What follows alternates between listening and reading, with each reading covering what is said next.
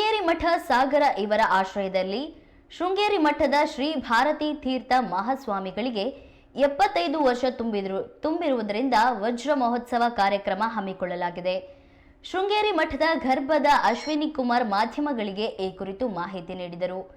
ಸಾರ್ವಜನಿಕರಿಗೆ ಗುರುವಾಗಿ ನಿಂತು ಯೋಗ ಅಭ್ಯಾಸ ಕಲಿಸುತ್ತಿರುವಂತಹ 7 ಜನರನ್ನು ಜೂನ್ 22ರಂದು ಅಭಿನಂದನೆ ಸಲ್ಲಿಸಲಾಗುತ್ತದೆ ಎಂದು ಮಾಹಿತಿ ನೀಡಿದರು.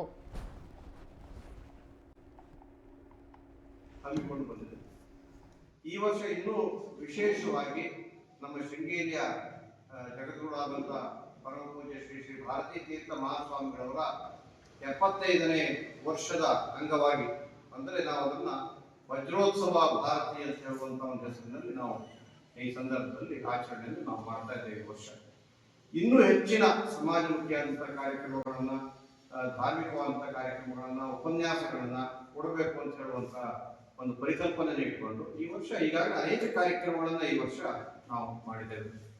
ಅದರ ಅಂಗವಾಗಿ ಇದೇ ಬರುವ 21ನೇ ತಾರೀಕು ಯೋಗ ದಿನಾಚರಣೆ. ಅದರ ಅಂಗವಾಗಿ ನಾವು 22ನೇ ತಾರೀಕು ಸಾಗರದ ಶೃಂಗೇರಿ ಶಂಕರ ಮಠದಲ್ಲಿ ನಮ್ಮ ಸಾಗರದಲ್ಲಿ ಒಂದು 7 ಯೋಗ ಕೇಂದ್ರಗಳಿದೆ. ಆ ಯೋಗ ಕೇಂದ್ರಗಳ ಶಿಕ್ಷಕರನ್ನ ಗುರುತಿಸಿ ನಾವು ಅವರಿಗೊಂದು ಅಭಿನಂದಿಸಬೇಕು, ಅವರಿಗೊಂದು ಶಾರದೆಯ ಪ್ರಸಾದವನ್ನ ನೀಡಬೇಕು ಅಂತ ಹೇಳುವಂತ ಒಂದು ಸಂಕಲ್ಪವನ್ನು ನಾವು ಮಾಡಿದ್ದೇವೆ.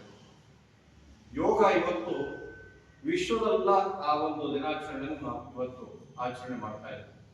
ಯೋಗದಿಂದ ನಮ್ಮ ಮನಸ್ಸು ಮತ್ತು ದೇಹ ಎರಡಕ್ಕೂ ಪುಷ್ಟಿ ಕೊಡುವಂಥದ್ದು ಭಾರತೀಯ ಸನಾತನ ಧರ್ಮದ ಅತಿ ದೊಡ್ಡ ಕೊಡುಗೆ. ಅಂತ ಒಂದು ಕೆಲಸವನ್ನ ಯಾವ